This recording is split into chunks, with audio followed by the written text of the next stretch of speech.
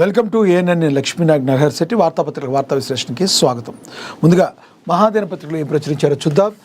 భారత సొంత ఏఐ ఇన్ఫ్రాను నిర్మించుకోవాలి, అదానీ గ్రూప్ చైర్మన్ గౌతమ్ అదానీ వ్యాఖ్యలు చేశారని ప్రచురించారు.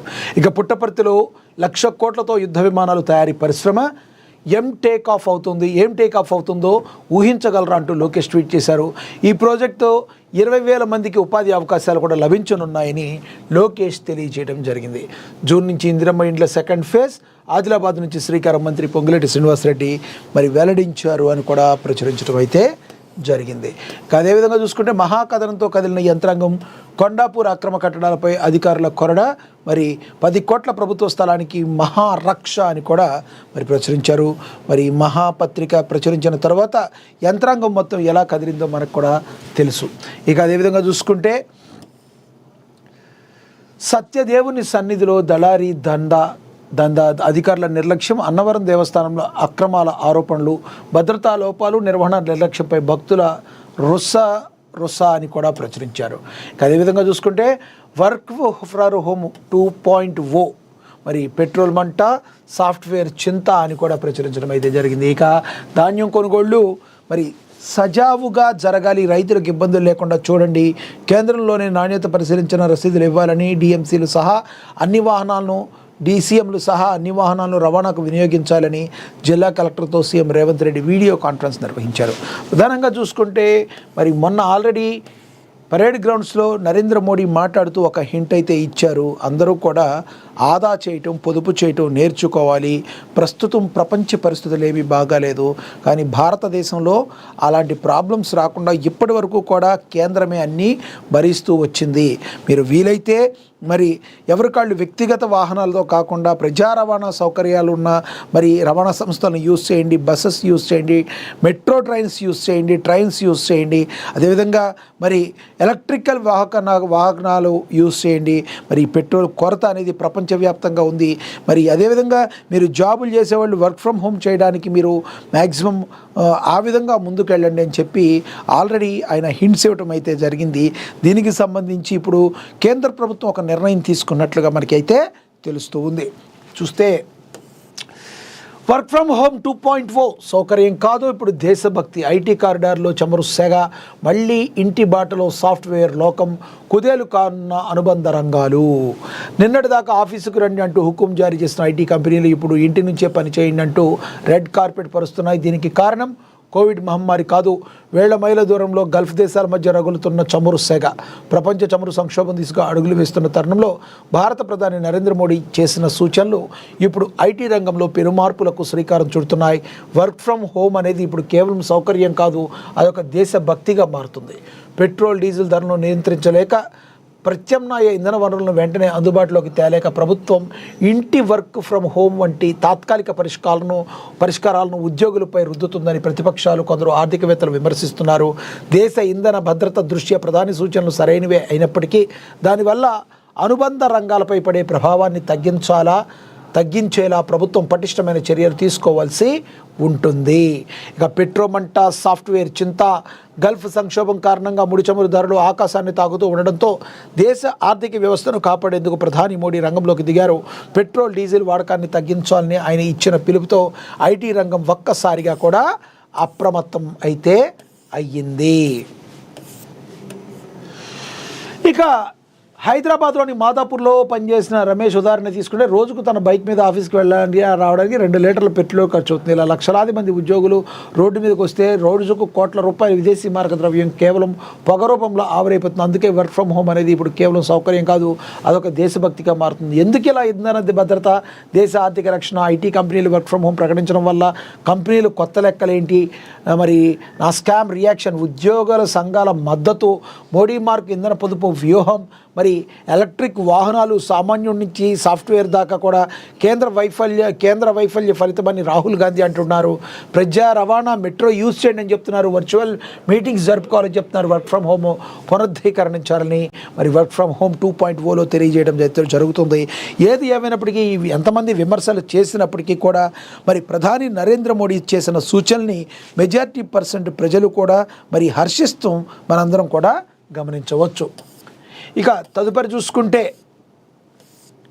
మనందరికీ తెలుసు బండి సంజయ్ యొక్క పరిస్థితి ఏ విధంగా ఉందో ఒక రకంగా చెప్పాలంటే సన్ స్ట్రోక్ తగిలింది, విలవిల్లాడుతున్నారు అనుకోవచ్చు. కానీ ఇది ఒక కంప్లీట్ హనీ ట్రాప్గా కూడా చెప్పేవాళ్ళు లేకపోలేదు, అలా అభిప్రాయపడే. ఎందుకంటే అమ్మాయి కానీ అతను కానీ వ్యక్తిగతంగా కలిశారు, అసలు అమ్మాయి కొంచెం మైనరే కాదన్నట్టు రకరకాలుగా వార్తలు వస్తున్నాయి, రకరకాల వీడియోలు అయితే సోషల్ మీడియాలో ట్రెండ్ అవుతున్నాయి. ఏం జరిగింది, ఎవరిది తప్పు అనేది ఇంతవరకు ఎవరైతే తేల్చలేదు. చట్టం పని తాను చేసుకుపోతుంది అని చెప్పి మరి అందరూ చెప్తున్న పరిస్థితి. నిన్న బండి సంజయ్ కూడా మరి బహిరంగంగా వచ్చిన మరి ర్యాలీలో వచ్చి మాట్లాడారు. నా కొడుకు తప్పు చేస్తే కంపల్సరీ శిక్ష పడుతుంది, కావాలని నా జీవితాన్ని మమ్మల్ని రోడ్డు మీదకి రాగే వాళ్ళని చూస్తే నేను భయపడేది లేదు, రాజకీయంగా నన్ను ఎదుర్కోలేక ఇట్లాంటి కుట్రలకు పాల్పడుతున్న ఎవరిని కూడా వదిలిపెట్టేది లేదు, నేను డబుల్ వేగంతో పనిచేస్తాను, డబుల్ ధైర్యంతో పనిచేస్తాను, డబుల్ శక్తితో పనిచేస్తానని బండి సంజయ్ నిన్న పునరుద్ఘాటించడం అయితే జరిగింది. ఇక దీనికి సంబంధించి ఇప్పుడు కొత్త వీడియోలు వస్తున్నాయి. మరి ఆ తల్లి ఎవరైతే ఆ పిల్లవాళ్ళ తల్లి కంప్లైంట్ ఇచ్చిందో మరి భగీరథ్తో భగీ అని పిలవటం, అదేవిధంగా ఆ అబ్బాయి ఎక్కువగా కలిసిమెలిసి తిరగటంలో ఆమె కూడా సహకరించినట్టుగా మరి అనేక వీడియోలు వస్తున్న నేపథ్యంలో అసలు ఏం జరిగింది అని తెలవాలి. అది తెలిసిన తర్వాత ఎవరైనా ఏదైనా మాట్లాడేది. ఈ క్రమంలో మాత్రం బండి సంజయ్ నా మీద కుట్ర జరిగింది అని మరొక్కసారి ఆయన స్పష్టమైతే చేశారు. ఎవరిని వదిలిపెట్టబోనని, 100% నన్ను ఎవరు ఆపలేరు, సామాన్య కార్యకర్త నుంచి ఈ స్టేజ్కి వచ్చిన నన్ను, నా కుటుంబాన్ని రోడ్డు మీదకి లాగాలని చూసిన కొంతమందికి మరి ఏ రకంగా నా ట్రీట్మెంట్ ఉండదో ఆ రకంగా ఇస్తాను, నేను భయపడేది లేదు అని చెప్పి బండి సంజయ్ మాట్లాడటం అయితే జరిగింది. ఇక నన్ను గెలిగారు, నా కుటుంబానికి నిప్పంటించారు, రావణుడు హనుమంతుడి తోకకు నిప్పు పెడితే లంకకు దహనం ఏంటంటే నా కుటుంబానికి మీరు పెట్టిన నిప్పుతోనే మీ అవినీతి సామ్రాజ్యాలను గడిను బద్దలు కొడతాను, నా కుటుంబాన్ని కార్యకర్తను ఇబ్బంది పెట్టిన ఎవరిని వదిలిపెట్టను, దగ్ధం చేస్తా, కేంద్ర మంత్రి బండి సంజయ్ హెచ్చరించారు. హనుమాన్ జయంతిని పురస్కరించుకుని కరీంనగర్లో నిర్వహించిన హిందూ ఏక్తా యాత్ర జన ప్రభంజనాన్ని తలపించింది. వైశ్యాభవన్ నుంచి ప్రారంభమైన యాత్రలో వేలాది మంది కాషాయ శ్రేణులు, హిందుత్వవాదులు పాల్గొనడంతో కరీంనగర్ వీధులు జనసంద్రమయ్యాయి. ఈ యాత్రకు ముఖ్య అతిథిగా విచ్చేసిన హంపి పీఠాధిపతి విద్యారణ్య భారతి మాట్లాడుతూ బండి సంజయ్ హిందూ ధర్మ పరిరక్షకుడని, ఆయనకు ప్రతి హిందువు అండగా నిలవాలని పిలుపునిచ్చారు. ఏ తప్పు చేయలేదని నా కొడుకు చెప్తున్నాడు, కానీ నిజానిజాలు కోర్టులే తేలుస్తాయి. ఒకవేళ తప్పు చేసినట్లు తేలితే వాడు ఖచ్చితంగా శిక్ష అనుభవించాల్సిందే. చట్టం ముందు అందరూ సమానమే, కోర్టు నిర్ణయమే నాకు శిరోధార్యమని స్పష్టం చేశారు. సమాజమే నా కుటుంబం అనుకున్నాను. మరి హార్ట్లో స్టంట్ ఉన్నా లెక్క చేయకుండా 1600 కిలోమీటర్లు నడిచాను, 109 కేసులు పెట్టి జైలుకు పంపినా భయపడలేదు. కానీ ఈ పోరాటంలో నా కొడుకుకు తగినంత సమయం ఇవ్వలేకపోయాను. వాడు ఈరోజు ఇలాంటి పరిస్థితిలో ఉండడానికి కారణం నా తప్పు కూడా ఉండవచ్చు, నన్ను క్షమించండి అని తెలంగాణ సమాజాన్ని కోరారు. తన భార్య కూడా కార్యకర్తలకు అండగా ఉంటూ తన బాటలోనే నడుస్తుందని బండి సంజయ్ అయితే తెలిపారు. కరీంనగర్ వేదికగా బండి సంజయ్ వార్నింగ్ అయితే ఇచ్చారు. నా కుటుంబానికి పెట్టిన నిప్పుతోనే మీ సామ్రాజ్యాలని తగలబెడతాను అని చెప్పి బండి సంజయ్ మరి ఒక రకంగా ఎవరైతే తనకు కావాలని తనను టార్గెట్ చేసి ఈ రకంగా చేశారో వాళ్ళని వదిలిపెట్టనని హెచ్చరికలు జారీ చేయడం జరిగింది. ఉద్వేగభరితంగా మరి హనుమాన్ జయంతి రోజు ప్రసంగించారు. తప్పు చేస్తేనే కొడుకునైనా శిక్ష అనుభవించాల్సిందేనంటూ కూడా ఆయన పునరుద్ఘాటించడం ఒక రకంగా ఆయనలోని స్వార్థం లేకుండా ఉంటాకి తను నిదర్శనంగా చెప్పుకునే ప్రయత్నం అయితే చేశారు. చూడాలి ఏం జరగబోతుంది అనేది. ఇక అదేవిధంగా చూసుకుంటే భారత్ సొంత ఏఐ ఇన్ఫ్రాను నిర్మించుకోవాలని అదానీ గ్రూప్ చైర్మన్ గౌతమ్ అదానీ కీలక వ్యాఖ్యలు చేయటం అయితే జరిగింది.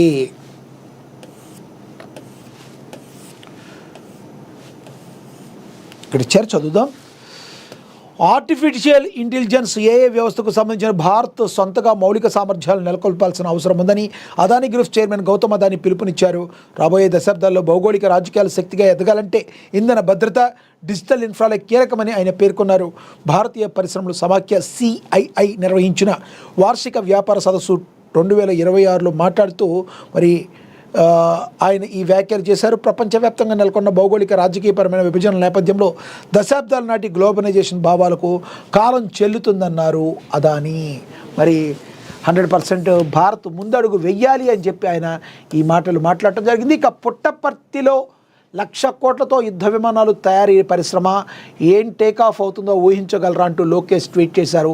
ఈ ప్రాజెక్టు 20,000 మందికి ఉపాధి అవకాశాలు కూడా దొరకనున్నాయి అని కూడా మరి ప్రచురించడం అయితే జరిగింది. ఆంధ్రప్రదేశ్ మంత్రి నారా లోకేష్ సోషల్ మీడియా చేసిన ఓ పోస్ట్ ఇప్పుడు ఆసక్తి రేపుతుంది. మే 15 పుట్టపర్తి నుంచి ఏం టేకప్ అవుతుందో ఊహించగలరా అంటూ ఆయన మంగళవారం ట్వీట్ చేశారు. దీనికి జతగా ఓ అత్యాధునిక స్టెల్త్ యుద్ధ విమానం ఆకాశంలోకి దూసుకెళ్లిన ఏఐ వీడియోను కూడా పంపించనున్నారు. ఈ పోస్టు ద్వారా పుట్టపర్తిలో రాబోతున్న భారీ ప్రాజెక్టుపై ఆయన అంచనాలను పెంచారు. శ్రీ సత్యసాయి జిల్లా పుట్టపర్తి ప్రాంతంలో సుమారుగా 1,00,000 కోట్ల రూపాయల పెట్టుబడితో యుద్ధ విమానాల తయారీ పరిశ్రమ ఏర్పాటు కానున్న విషయం తెలిసిందే. ఈ ప్రాజెక్టు సంబంధించిన శంకుస్థాపన కార్యక్రమం ఈ నెల 15వ తేదీన జరగనుంది. ఈ కార్యక్రమానికి ముఖ్యమంత్రి నారా చంద్రబాబు నాయుడు, కేంద్ర రక్షణ శాఖ మంత్రి రాజ్నాథ్ సింగ్, మంత్రి నారా లోకేష్ హాజరు కానున్నారు. ఈ మెగా ప్రాజెక్టు ద్వారా ప్రత్యక్షంగా పరోక్షంగా దాదాపుగా 20,000 మందికి ఉపాధి అవకాశాలు లభించనున్నాయని అంచనా వేస్తున్నారు. రాష్ట్రంలో రక్షణ రంగ ఉత్పాదనను ప్రోత్సహించడంలో భాగంగా ప్రభుత్వం ఈ ప్రాజెక్టుకు అధిక ప్రాధాన్యత ఇస్తుంది. శంకుస్థాపన కార్యక్రమం సమీపిస్తున్న తరుణంలో మంత్రి నారా లోకేష్ చేసిన ఈ టీజర్ ట్వీట్ ప్రాజెక్టుపై సర్వత్రా ఆసక్తినైతే నెలకొల్పింది. ఇది 15వ తారీఖున జరగనుంది అని చెప్పి దీనికి మరి రాజ్నాథ్ సింగ్ ఈ కార్యక్రమానికి హాజరు కాబోతున్నారు. ఈ శంకుస్థాపన అని కూడా తెలుస్తుంది. ఇక జూన్ 2 నుంచి ఇందిరమ్మ ఇండ్ల సెకండ్ ఫేజ్ ఆదిలాబాద్ నుంచే శ్రీకారం అని చెప్పి మంత్రి పొంగులేటి శ్రీనివాసరెడ్డి అయితే వెల్లడించారు. ఆదిలాబాద్ నుంచే దీనికి శ్రీకారం చుట్టినట్టుగా కూడా మరి తెలియజేశారు.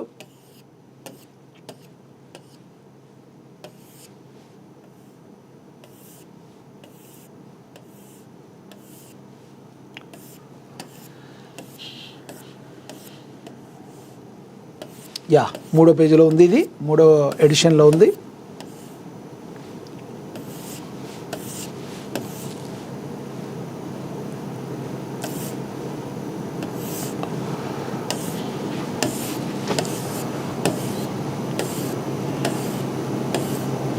ఆదిలాబాద్ నుంచి దీనికి శ్రీకారం చుట్టబోతున్నారు. పేదల సొంత ఇంటికలను నిజం చేసే దిశగా రాష్ట్ర ప్రభుత్వం మరో కీలక అడుగు వేసింది. రాష్ట్ర ఆవిర్భావ దినోత్సవమైన జూన్ 2వ తేదీన ఆదిలాబాద్ జిల్లాలో ఇందిరమ్మ ఇండ్ల పథకం 2వ విడతను లాంఛనంగా ప్రారంభించనుంది. ఇందుకు సంబంధించిన విధి విధానాలపై ఈ నెల 21వ తేదీన జరిగే మంత్రివర్గ సమావేశంలో చర్చించి నిర్ణయం తీసుకునేందుకు ఈ మేరకు రాష్ట్ర రెవెన్యూ గృహ నిర్మాణ శాఖ మంత్రి పొంగులేటి శ్రీనివాసరెడ్డి వెల్లడించారు. మంగళవారం హౌసింగ్ కార్పొరేషన్ కార్యాలయంలో ఉమ్మడి రంగారెడ్డి, హైదరాబాద్ జిల్లా ప్రజాప్రతినిధులు అధికారులతో నిర్వహించిన సమీక్ష నిర్వహించారు.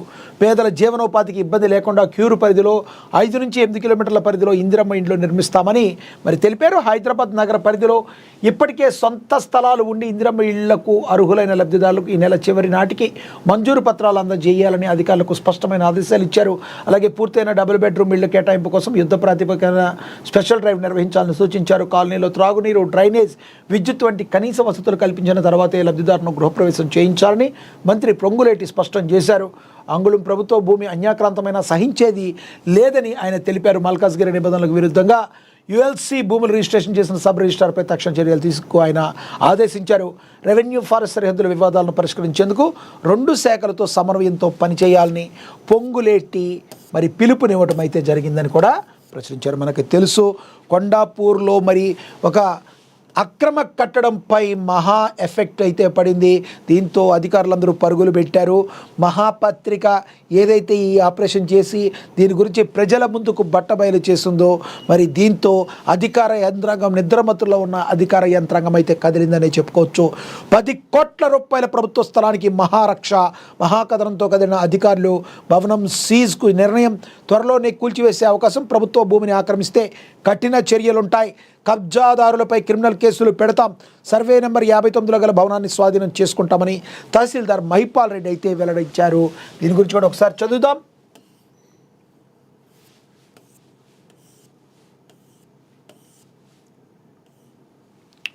ప్రభుత్వ భూములను ఆక్రమిస్తే కఠిన చర్యలు తీసుకుంటామని శేర్లింగంపల్లి తహసీల్దార్ మహిపాల్ రెడ్డి హెచ్చరించారు. కొండాపూర్లోని సర్వే నెంబర్ 59లో గల ప్రభుత్వ భూమి గల్లంతనే వార్తా కథనానికి మహాపత్రిక ప్రచురించడంతో ఆ కథనం రాష్ట్ర వ్యాప్తంగా సంచలనాన్ని రేపింది. ఆ మేరకు రెవెన్యూ, టౌనింగ్ ప్లానింగ్ అధికారులు సంయుక్తంగా రంగంలోకి దిగి విచారణ చేపట్టారు. కొండాపూర్ సర్వే నెంబర్ 59లో గల 600 చదరపు గజాల భూమిని ఆక్రమించి నిర్మాణం చేపడుతున్న బహుళ అంతస్తుల భవనాన్ని స్వాధీనం చేసుకుంటామని శేర్లింగంపల్లి తహసీల్దార్ మహిపాల్ రెడ్డి మహాపత్రిక ప్రతినిధికి తెలిపారు. ప్రభుత్వ భూమికి నకిలీ పత్రాలు సృష్టించి జిహెచ్ఎంసీ నుండి నిర్మాణ అనుమతులు పొందారని, ఆ నిర్మాణ అనుమతులు రద్దు చేయాలని లేఖ రాశామన్నారు. ఉన్నతాధికారుల ఆదేశాల మేరకు చర్యలు తీసుకుంటామని, ఎంతటి వారినైనా వదిలిపెట్టేది లేదని తెలిపారు. అలాగే క్రిమినల్ కేసులు పెడతామని హెచ్చరించారు. మండల పరిధిలో ప్రభుత్వ భూములు ఆక్రమిస్తే జైలుకు వెళతారని మరి హెచ్చరించారు. కాగా ఈ భవనాన్ని సీజ్ చేయాలని అధికారులు నిర్ణయించినట్లుగా సమాచారం. 10 కోట్లకు పైగా విలువైన సకల ధరం కబ్జాకు మరి యత్నించిన అక్రమాస్తుల భాగవతం బయటపడగా త్వరలో భవనాన్ని అధికారులు కూల్చివేసే అవకాశం ఉందన్నారు. మరి మహాపత్రిక ఎప్పుడు కూడా ప్రజల పక్షాన పోరాటం చేస్తుంది. ప్రజల ఆస్తులకు కానీ ప్రజల ధన మన ప్రాణాలకు కానీ ఏం జరిగినా కూడా మహాపత్రిక దానికి మరి వెలుగులోకి తీసుకొచ్చి ప్రజల ముందు దోషులను నిలబెట్టి వాళ్ళని శిక్షించబడేటట్టు చేయడానికి నిత్యం కూడా పోరాడుతూ ఉంటుంది. దానికి ఉదాహరణ దీన్ని కూడా మీరు చూడొచ్చు. కాబట్టి దీనికి మరి ప్రభుత్వ స్థలానికి మహారక్షగా కూడా ఇది ఉందని చెప్పి మరి దీని ద్వారా మనకైతే అర్థం అవుతుంది. ఇంకా అదేవిధంగా చూసుకుంటే సత్యదేవుని సన్నిధిలో దళారీ దందా, అధికారుల నిర్లక్ష్యం, అన్నవరం దేవస్థానంలో అక్రమాల ఆరోపణలు, భద్రతా లోపాలు, నిర్వహణ నిర్లక్ష్యంపై భక్తులు రుసరుసలాడుతున్నట్లుగా కూడా మరి తెలుస్తుంది. శ్రీ వీరవేంకట సత్యనారాయణ స్వామి వారి దేవస్థానంలో అక్రమాలు జరుగుతున్నాయనే ఆరోపణలు ప్రస్తుతం ఆంధ్రప్రదేశ్ రాష్ట్ర వ్యాప్తంగా చర్చనీయాంశంగా మారాయి. కోట్లాది మంది భక్తుల ఆరాధ్య దైవం శ్రీ వీరవేంకట సత్యనారాయణ స్వామి వారి అన్నవర దేవస్థానం పవిత్ర క్షేత్రంలో దళారీ వ్యవస్థ, ప్రోటోకాల్ దుర్వినియోగం, అధికారుల నిర్లక్ష్యం, భద్రతా వైఫల్యాలు, రాజకీయ అండదండల వంటి అంశాలపై తీవ్ర విమర్శలు వెల్లువెత్తుతున్నాయి. భక్తుల ఆరోపణల ప్రకారం కొందరు సిబ్బంది తమ కుటుంబ సభ్యులు, బంధువుల పేర్లతో బయట వ్యక్తులను ఉచిత దర్శనాలకు పంపిస్తూ డబ్బులు వసూలు చేస్తున్నారనే విమర్శలు కూడా చాలా గట్టిగా వినబడుతున్నాయి.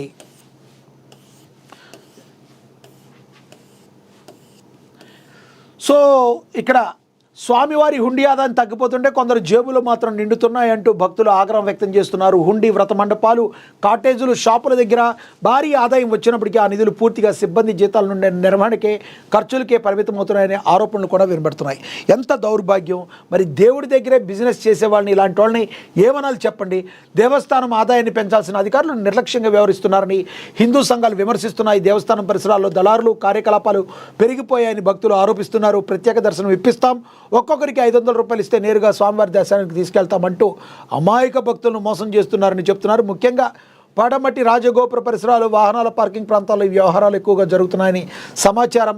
మరి సామాన్య భక్తులు గంటల తరబడి క్యూలో వేచి ఉండాల్సి వస్తుండగా డబ్బులు తీసుకొని కొందరు నేరుగా దర్శనానికి తీసుకెళ్తున్నారనే ఆరోపణలు భక్తుల్లో తీవ్ర అసంతృప్తిని కలిగిస్తున్నాయి. కొంతమంది దళారులు రోజుకు నిర్దిష్ట మొత్తాలు చెల్లిస్తూ కొందరు సిబ్బంది సహకారంతో ఈ వ్యవస్థను కొనసాగిస్తున్నారనే అనుమానాలు కూడా వ్యక్తమవుతున్నాయి.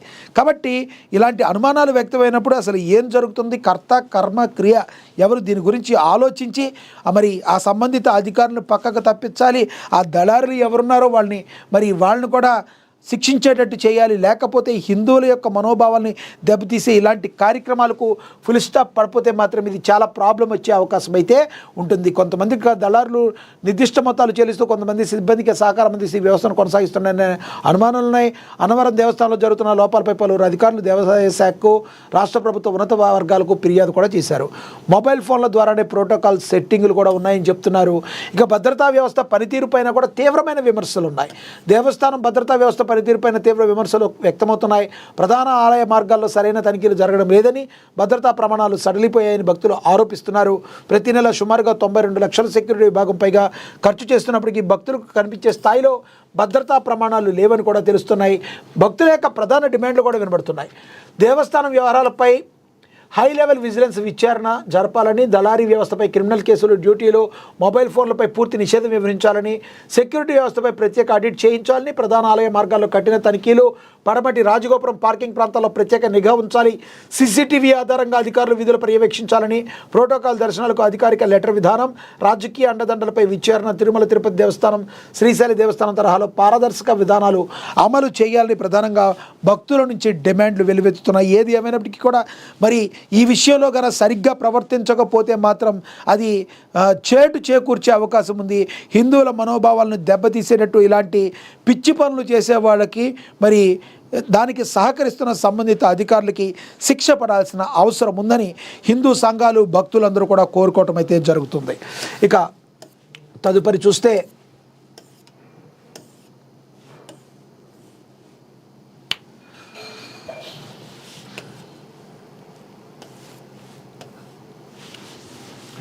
నీట్ యూజీ 2026 పరీక్ష రద్దయింది. 22 లక్షల మంది విద్యార్థులకు షాక్ తగిలింది.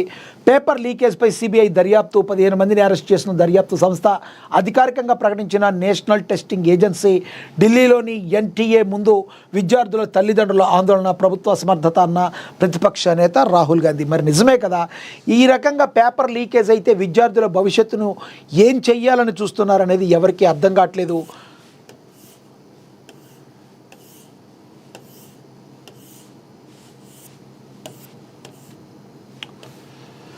నీట్ యూజీ 2026 ఎగ్జామ్ రద్దు అయింది. ఈ విషయాన్ని నేషనల్ టెస్టింగ్ ఏజెన్సీ ఎన్టీఏ మంగళవారం వెల్లడించింది. పేపర్ లీకేజ్ ఆరోపణలు విద్యార్థుల భవిష్యత్తును దృష్టిలో ఉంచుకొని ఈ నీట్ యూజ్ ఎగ్జామ్ రద్దు చేసినట్లుగా ఎన్టీఏ ప్రకటించింది. పేపర్ లీకేజ్పై కొన్ని రోజుల నుంచి దుమారం రేగ్గా ఎన్టీఏ ఈ నిర్ణయం తీసుకుంది. 22 లక్షల మంది విద్యార్థులు ఈ పరీక్ష రాయిగా నీట్ రద్దుతో దేశవ్యాప్తంగా అలజడి నెలకొంది. ఇది ప్రభుత్వ అసమర్థత అంటూ ప్రతిపక్ష నేత రాహుల్ గాంధీ అయితే మండిపడ్డారు. మొదటగా ఈ వివాదం రాజస్థాన్లో మొదలైంది. రాజస్థాన్ నీట్ వివాదం చివరికి కొలిక్కి వచ్చింది. దాదాపుగా 125 ప్రశ్నలు లీక్ అయ్యాయని ఆ క్వశ్చన్ ఓ శాంపిల్ పేపర్తో యథాతథంగా మ్యాచ్ కావడంతో వివాదం మొదలైంది. అప్పటి నుండి ఎగ్జామ్ రద్దు అవుతుందని వినిపించింది. విద్యార్థుల భవిష్యత్ దృష్టిలో ఉంచుకొని ఎన్టీఏ మే 3న జరిగిన ఈ పరీక్షను రద్దు చేయడంతో పాటు మళ్ళీ నిర్వహించాలని నిర్ణయం తీసుకుంది. నీట్ యూజీ ఎగ్జామ్ కొత్త తేదీని త్వరలోనే ప్రకటిస్తారు. మరి ఏది ప్రకటించినా విద్యార్థులకు ఎంత కాలం వృధా, ఎంత సమయం వృధా. ఈ రకంగా మరి ఒక సంబంధిత అధికారులు కావచ్చు, మరి కండక్ట్ చేసేవాళ్ళు కావచ్చు, ఇలా చేసి విద్యార్థుల యొక్క జీవితాలతో ఆడుకోవటం అనేది క్షమించరాని నేరంగా పరిగణిస్తున్నారు. ఇక సర్ డేంజర్పై కేసీఆర్ నజర్. 71,000 మందితో గులాబీ హైటెక్ సైన్యం. మరి పోలింగ్ బూత్కు 2 చొప్పున సభ్యత్వ నమోదు. ఎన్నిక సంఘానికి ధీటుగా డిజిటల్ మెంబర్షిప్. 14 మంది ఇన్ఛార్జీలతో 6 గంటల కేసీఆర్ సుదీర్ఘ మథనం. తెలంగాణ రాజకీయ ముఖ చిత్రంపై మరోసారి తనదైన మార్కు వేసేందుకు బీఆర్ఎస్ అధినేత కేసీఆర్ సిద్ధమయ్యారు. ఎర్రవెల్లి ఫామ్ హౌస్ వేదికగా సుమారు 6 గంటల పాటు పార్టీ ముఖ్య నేతలతో సుదీర్ఘ సమావేశం నిర్వహించారు. సర్ డేంజర్తోనే పశ్చిమ బెంగాల్, తమిళనాడులో దుర్భేద్య సైన్యం ఉన్నా కూడా ప్రాంతీయ పార్టీలు ఓడాయని భావిస్తున్న కేసీఆర్ తెలంగాణలో అత్యంత అప్రమత్తంతో వ్యవహరించాలని డిసైడ్ అయ్యారు. కేంద్ర ఎన్నికల సంఘం ఓటర్ జాబితా సవరణ ఎస్ఐఆర్ ప్రక్రియను పూర్తి డిజిటలైజ్ చేస్తున్న నేపథ్యంలో బీఆర్ఎస్ కూడా అదే స్థాయిలో సాంకేతికతను అందిపుచ్చుకోవాలని కేసీఆర్ అయితే నిర్ణయం అయితే తీసుకుంటూ అయితే జరిగింది. మరి ఈ రకంగా ముందడుగు వేయకపోతే మాత్రం చాలా ప్రాబ్లమ్స్ వచ్చే అవకాశం ఉందని కేసీఆర్ అయితే అంటున్నారు. మరి అక్కడ అన్ని ప్రాంతీయ పార్టీలు ఓడిపోవటానికి కారణం అదే అని చెప్పుకొచ్చారు కేసీఆర్. ఇక జూన్ 2 నుంచి ఇందిరమ్మ ఇండ్లు సెకండ్ ఫేజ్ కూడా స్టార్ట్ అవుతుందని పొంగులేటి చెప్పారు. దీని గురించి కూడా చదివాం. ఇక ధాన్యం కొనుగోలులో రైతులకు ఇబ్బందులు తలెత్తకుండా చూడాలని, మరి వరంగల్లో కొనుగోలు కేంద్రాలతోనే నాణ్యత పరిశీలించి వెంటనే రసీదులు ఇవ్వాలని, స్థానిక హమాలీలను పూర్తి స్థాయిలో వినియోగించుకోవాలని రాష్ట్ర ముఖ్యమంత్రి రేవంత్ రెడ్డి తెలిపారు. వీడియో కాన్ఫరెన్స్లో పాల్గొన్నారు. వరంగల్, హన్మకొండ జిల్లా కలెక్టర్లు మరియు అధికారులను ప్రచురించారు. ఇక నగర సేవలు మరింత మెరుగుపడాలని, వరంగల్లో ప్రజావాణి ఫిర్యాదుల పరిష్కారం జాప్యం తగదని, పారిశుద్ధ్య నిర్వహణలో రాజీ లేదని కలెక్టర్ ఇన్ఛార్జ్ కమిషనర్ చాహద్ బాస్పై అయితే తెలిపారని కూడా ప్రచురించడం అయితే జరిగింది. ఇక అదేవిధంగా చూసుకుంటే ప్రాథమిక ఆరోగ్య కేంద్రాలను సందర్శించారు డిఎంహెచ్ఓ అంట. వరంగల్లోని వడదెబ్బకు గురి కాకుండా ప్రజలు అప్రమత్తంగా ఉండాలని, ఆరోగ్య కేంద్రంలో ప్రజలకు మెరుగైన చికిత్సను అందించాలని వరంగల్ జిల్లా వైద్యారోగ్య శాఖ అధికారి డాక్టర్ బి సాంబశివరావు తెలియజేశారు. మెగా టెక్స్టైల్స్ పార్క్లో ఉద్యోగ అవకాశాలు ఉన్నాయట. 1,800 అంటే 1,800 స్టిచ్చింగ్ పోస్టుల భర్తీపై సమీక్ష నిర్వహించారు. టైలరింగ్పై పట్టు ఉన్న మహిళలకు ప్రాధాన్యత ఇస్తారంట. వరంగల్ కలెక్టర్ డాక్టర్ సత్యశారద ఈ విషయాన్ని అయితే తెలియజేశారు అని కూడా ప్రచురించడం జరిగింది. కాంగ్రెస్ పార్టీ రథసారథికి ఘన స్వాగతం పలికారు. అక్కడ డీసీసీ అధ్యక్షులు వరంగల్లో అది కూడా ప్రచురించడం జరిగింది. పర్యవేక్షణ పకడ్బందీగా ఉండాలని వరంగల్లో మరి వరంగల్ జిల్లాలో డిఐఈఓ డాక్టర్ శ్రీధర్ సుమన్ తెలిపారు. మరి ఇంటర్ స్క్వాడ్ బృందాలకు కీలక ఆదేశాలు అయితే జారీ చేయటం అయితే జరిగింది. ఇక తమిళనాట విచిత్ర రాజకీయం అని చెప్పి ఒక ఆర్టికల్ రాశారు. మనకు తెలుసు తమిళనాడు రాజకీయాల్లో ఏ రకంగా రోజు రోజుకు మలుపు తిరుగుతూ వస్తూ ఉన్నాయి. ఇప్పటికీ కూడా కొన్ని కీలక దృశ్యాలు తమిళనాడు రాజకీయాల్లో మన కళ్ళ ముందే వెళుతున్నాయి. ఒక సీటు ఒక్క ఓటుతో ఓడిపోయిన టీవీకే పార్టీని ఓటు వేయడానికి శాసనసభలో వీల్లేదని కోర్టు చెప్తే, మరోవైపు అన్నాడీఎంకేలో చీలిక రావటం, 30 మంది ఎమ్మెల్యేలు టీవీకేకు సపోర్ట్ ఇస్తారంటాం. ఈలోపే మరి ఉదయనిధి స్టాలిన్ సనాతన ధర్మాన్ని నిర్మూలించాలని శాసనసభ సాక్షిగా చెప్తే జోసెఫ్ విజయ్ నమస్కారం చేసి ఓకే అన్నట్టుగా మరి చెప్పడం, ఇవన్నీ కూడా తమిళ రాజకీయాల్లో రాజకీయాల గోల చిత్ర విచిత్రాలుగా ఉన్నాయని చెప్పి దీని గురించి కూడా ఒక ఆర్టికల్ రాయటం అయితే జరిగింది. ఇక విద్యా వ్యవస్థపై లీకేజీల దాడి అని కూడా ప్రచురించారు. ఇక జ్ఞానాల్లో సందేహం, మూర్ఖుల్లో నమ్మకం, ప్రపంచ వినాశనానికి కారణం ఇదే అని చెప్పి బ్రెడ్రాన్ రస్సెల్ రాసిన దాని గురించి కూడా మరి ఒక ఆర్టికల్ రాయటం అయితే జరిగింది. ఇంకా అదేవిధంగా ఆంజనేయుడి నుంచి ప్రతి ఒక్కరూ నేర్చుకోవాల్సిన జీవిత పాఠాలు అని కూడా, హనుమంతుడు కేవలం ఒక పురాణ పురుషుడు, చిన్నదైనా పెద్దదైనా దాని పట్ల పరిపూర్ణమైన అంకిత భావంతో ఉండాలి, అప్పుడే అనుకున్న లక్ష్యాన్ని చేరుకుంటామని దీని ద్వారా తెలుసుకోవచ్చు. అలాగే సమయస్ఫూర్తి, తెలివితేటలు, సముద్రాన్ని దాటేటప్పుడు సురస అనే రాక్షసు ఎదురైనప్పుడు హనుమంతుడు తన రూపం పెంచి చివరగా చిన్నగా మారి ఆమె నోటిలోకి వెళ్ళి బయటకు వస్తాడు. అక్కడ ఆయన బలాన్ని కాకుండా తెలివితేటలను ఉపయోగించాడు. ప్రతి సమస్య శక్తితోనే పరిష్కరించడం, కొన్నిసార్లు పరిస్థితులకు అనుగుణంగా మన వ్యూహాన్ని మార్చుకోవాలి, తెలివిగా వ్యవహరించాలి, అవతలి వారిని కొన్నిసార్లు కన్ఫ్యూజ్ కూడా చేయాల్సి ఉంటుంది అని ఆ విషయం ద్వారా మనం తెలుసుకోవచ్చు. వినయం అసలైన ఆభరణం. అపారమైన శక్తులు ఉన్నా కూడా ఆంజనేయుడు ఎప్పుడు తనను తాను కేవలం ఒక రామసేవకుడుగానే చెప్పుకున్నారు. లంకలో రావణుడి ఎదుట నిలబడినప్పుడు కూడా ఆయన గర్వం ప్రదర్శించలేదు. మనకు ఎంతటి అధికారం సంపద వచ్చినా వినయం వీడకూడదు.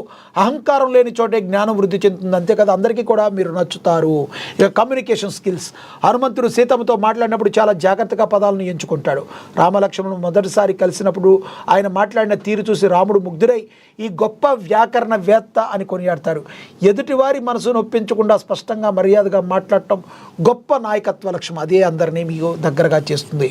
ఇక నాయకత్వం. వానర సైన్యంతో కలిసి పనిచేసినప్పుడు ఆయన అందరినీ ప్రోత్సహిస్తాడు. తాను గొప్పవాడినిగా కాకుండా అందరినీ కలుపుకొని పోతాడు. అందరం కలిసి పనిచేస్తేనే ముందుకు సాగుతామని భరోసా ఇస్తాడు. ఒక గొప్ప విజయం వెనుక సమిష్ట కృషి ఉంటుంది. నలుగురిని కలుపుకుని పోయేవారే నిజమైన నాయకులని హనుమంతుడి ద్వారా అర్థమవుతుంది. హనుమంతుడి నుంచి మనం నేర్చుకోవాల్సిన అతిపెద్ద సత్యం ఏంటంటే నమ్మకం. ప్రయత్నం తోడైతే అసాధ్యం అంటూ ఏది ఉండదు. ఆయన తన శక్తులను ఇతరుల మేలు కోసం, ధర్మ రక్షణ కోసం ఉపయోగించాడు. మనం కూడా మన సామర్థ్యాన్ని సమాజం హితం కోసం ఉపయోగిస్తే మన జీవితం సార్థకమవుతుందని హనుమంతుడి గురించి ఏం నేర్చుకోవాలో చూసి చాలా చక్కగా వివరించడం అయితే జరిగింది. ఇక ముస్తాబైన ప్రభుత్వ డిగ్రీ కళాశాల నూతన భవనమట. ఇక రంగారెడ్డి జిల్లాలో బుధవారం ఇబ్రహీంపట్నం శాసనసభ్యుల చేతుల మీదుగా ప్రారంభోత్సవం. ఎమ్మెల్యే మల్రెడ్డి రంగారెడ్డి ప్రత్యేక దృష్టితో ఈ పనులు పూర్తి నెరవేరనున్న విద్యా కుసుమాల దశాబ్దాల కళ అని చెప్పి విద్యా కుసుమాల దశాబ్దాల కళ అని కూడా ప్రచురించారు. ఇక సారంగంపల్లిలో పోలీసుల కాటన్ సెర్చ్ తనిఖీలు నిర్వహించారు. మందమరిలోని ప్రచురించారు. అదేవిధంగా చూసుకుంటే ఆదాయ పెంపుపై స్థానిక సంస్థలు దృష్టి సారించాలని రాష్ట్ర ఆర్థిక సంఘం చైర్మన్ సిరిసిల్ల రాజయ్య తెలిపారు. రంగారెడ్డి జిల్లాలో దక్షిణ తెలంగాణలో జిల్లాల స్థానిక సంస్థల ప్రాంతీయ సదస్సు అయితే ఇక్కడ జరిగింది. అదేవిధంగా శంషాబాద్ ఎంఆర్ఓ కార్యాలయంలో ఏసీబీ దాడులు చేపట్టారు. మరి ఎంఆర్ఓ ఆర్ఐ సర్వీస్పై అవినీతి ఆరోపణలు, ప్రభుత్వ భూముల రికార్డులను క్షుణ్ణంగా పరిశీలించారు. రాజేంద్ర నగర్లో మరి పై అధికారుల ఆదేశానుసారం చర్యలని ఏసీబీ అధికారి ఆనంద్ కుమార్ అయితే తెలియజేశారు. హనుమాన్ జయంతి సందర్భంగా శ్రీ దాసాంజనేయ స్వామి ఆలయంలో మరి బోర్గం పహాడ్లలో విశేషమైన పూజలు జరిగాయి అని కూడా ప్రచురించారు.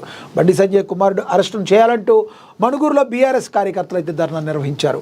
మరి రాజకీయ రంగు పులుపుకుంది అనుకోవటానికి మరి ఇదే ఉదాహరణగా మనం అయితే చెప్పుకోవచ్చు. చట్టం తన పని తాను చేసుకుని పోయేటప్పుడు మరి ఈ కార్యకర్తలు, బీఆర్ఎస్ కార్యకర్తలు ఈ చేసే పని కరెక్ట్ కాదు అని చెప్పి రాజకీయ విశ్లేషకులు చెప్తున్నారు. నిజంగా అది ఎవరు జరిగింది ఏంటని చట్టం చూసుకుంటుంది. ఇలాంటివి చూస్తేనే మరి బండి సంజయ్ మీద కావాలని ట్రాప్ జరిగిందనే అనుమానాలు వస్తాయని విశ్లేషకులు అయితే అభిప్రాయం అయితే పడుతున్నారు. ఇక ఖమ్మంలో దొంగ నోట్ల కలకలం. ఆన్లైన్ పేమెంట్ పేరుతో గిరిజన మహిళలకు టోకరా, ప్రశ్నిస్తే దాడులు, అసలు నేరాన్ని కప్పిపుచ్చి వర్గపోరుగా కేటుగాళ్ల కుట్ర, ఆన్లైన్ చేస్తారా క్యాష్ ఇస్తాం, ఖమ్మంలో వెలుగు చూసిన నయా మోసం అని కూడా మరి ప్రచురించడం అయితే జరిగింది. ఇక సింగరేణి ఆసుపత్రి నర్సులకు ఘన సన్మానం జరిగింది మణుగూరులో. హనుమాన్ జయంతి సందర్భంగా ఉచిత మజ్జిగ పంపిణీ చేశారు అదే మణుగూరులో. ఇక బోర్గంపాడు రామాలయంలో ఘనంగా హనుమాన్ జయంతి వేడుకలు జరిగాయి. 2 తెలుగు రాష్ట్రాల్లో కూడా మరి హనుమాన్ ఆలయాలు రామనామస్మరణతో, హనుమాన్ నామస్మరణతో రోగిపోయాయి అంటంలో మరి మనందరికీ తెలిసిన సంగతే.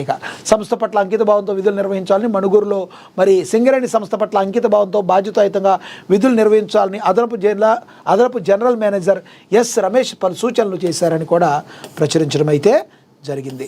ఇక అదేవిధంగా చూసుకుంటే గ్లామర్ డోస్ పెంచిన ప్రియా ప్రకాష్ వారియర్ మరి గత్తర లేపుతున్న ముద్దుగుమ్మ అని ప్రియా ప్రకాష్ వారియర్ గురించి తెలుగు ప్రేక్షకులకు ప్రత్యేకంగా చెప్పాల్సిన పని లేదు. మొదటి సినిమాతో ఎంతో క్రేజ్ సంపాదించుకుందో అందరికీ తెలుసు. ఒరు ఆధార్ లవ్ అనే చిన్న మలయాళ చిత్రం నుంచి సోషల్ మీడియాలో స్టార్ అయిపోయిన ఈ బ్యూటీ అప్పటి నుండి మంచి క్రేజ్ అందుబాటులో తెచ్చుకుంది. ఓ సింపుల్ వింక్తో కుర్రకారును ఆకట్టుకుని ఒక స్మైల్తో ప్రపంచవ్యాప్తంగా గుర్తింపు పొందిన ప్రియా ప్రకాష్ వారియర్ సౌత్లో ఒక్కటంటే ఒకే హిట్ సినిమా తగలకపోవడంతో బ్యాడ్ టైం నడుస్తుంది. అందుకే ఈ విధంగా సోషల్ మీడియాలో రెచ్చిపోతుంది. చిన్నప్పుడే క్లాసికల్ డ్యాన్స్ నేర్చుకునే కేరళ కుట్టి ఇప్పుడు మాత్రం మోడ్రన్ మొనాలిసాగా మారిపోయింది. నితిన్ చక్ సినిమాలో నటించిన ప్రియా ఆ తర్వాత చాలా రోజులకు తెలుగులో పవన్ కళ్యాణ్ బ్రోలో యాక్ట్ చేసింది. రీసెంట్గా ఈ అమ్మడు సిగ్గులు వలకబోస్తున్న ఫోటోను నెటిజన్లు మరి షేర్ చేసింది. ఈ కేరళ బొమ్మ ఫోటోలు చూసి కళ్ళు తిప్పుకోలేకపోతున్నారని ప్రియా వారియర్ గురించి కూడా రాశారు.